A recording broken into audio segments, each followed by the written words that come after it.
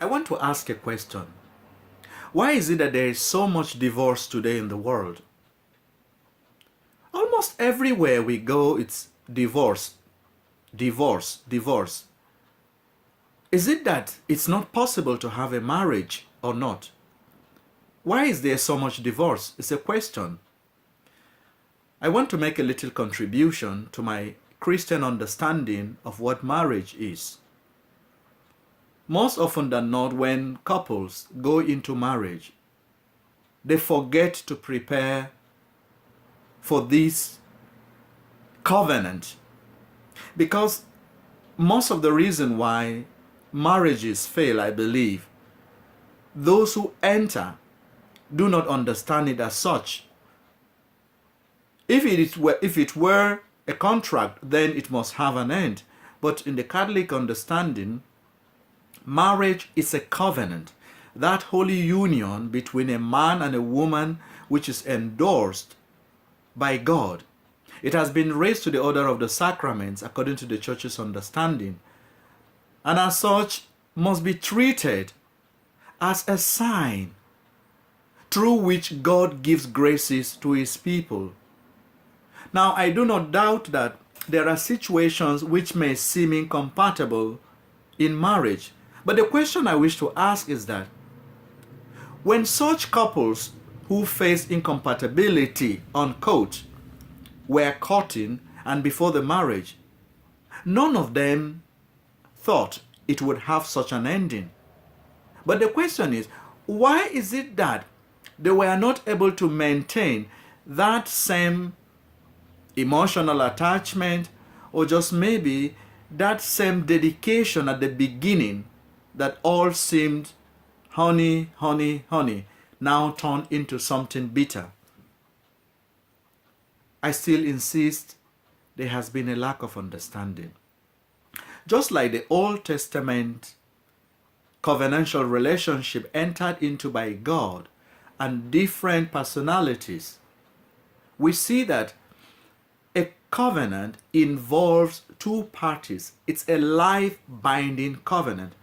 And that is why, in the usual tradition of the ancient Near Eastern understanding, an animal was split in two for the covenant to be sealed, and the two parties passed through.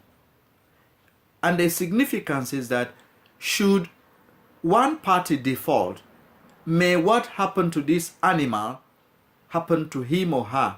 Something like that says what a covenant is. And that means in marriage, the male and the female, the couple enter into this covenant. Thus, the words of consent that they give is that I take you to be my lovely wedded husband or lovely wedded wife. I promise to be true to you in good times and in bad, sickness and in health, riches or poverty, until death do us part. Which means it's a covenant and not a contract. So when situations get difficult, when they arrive at a situation where it seems there is no way out, divorce is not really the answer. It does not satisfy.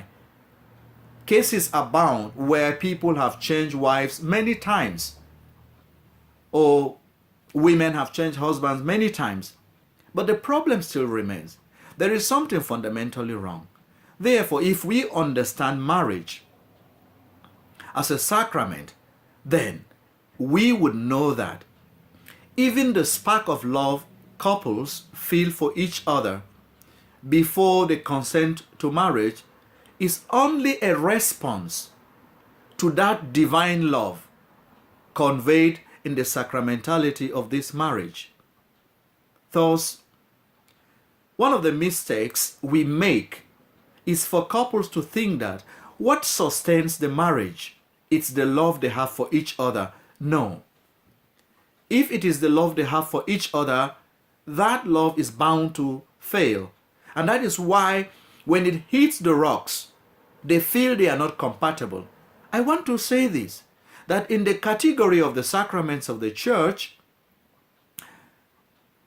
the sacrament of matrimony and the sacrament of the others belong to the mission sacraments, whereby we are on a mission to diffuse God's love to the world. In the case of the priest, he does not marry. He gives, or he represents rather, the love of God to the whole of humanity. And that is why he is called a father by all. In the case of the married couples, the man represents God's individual love for each one of us. That is why the man loves his wife, the wife loves her husband. If we understand it like that, we would understand that what sustains such an institution, it's not our own love. It is divine love. It is the love of God which our individual love seems to represent. And as I said, in the order of grace, we are only responding to divine love. Therefore, I understand that couples have situations that might be unbearable. I want to say this: they must never give up. Think about the time when you were compatible. What was responsible? Can you reignite that fire instead of depending on the love of the husband or on the love of the wife? Why not look up to God? After all, love is not something we keep to ourselves. Love is about the other person. So, since by its nature, love is something that diffuses,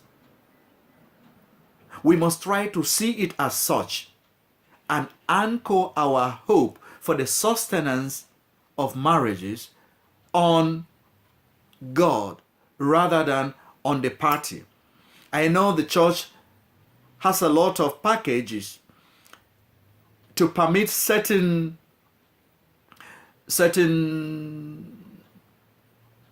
forms of a little space to allow the marriages to heal themselves, like when there is separation from during the period of crisis, the man goes apart or the woman goes apart for some time. It is believed that such differences could be overcome and they will come back together. So I wish to contribute this to say that what sustains the marriage, it's not really 100% depending on the love of the couples. No, it is that divine love which endorses such a relationship.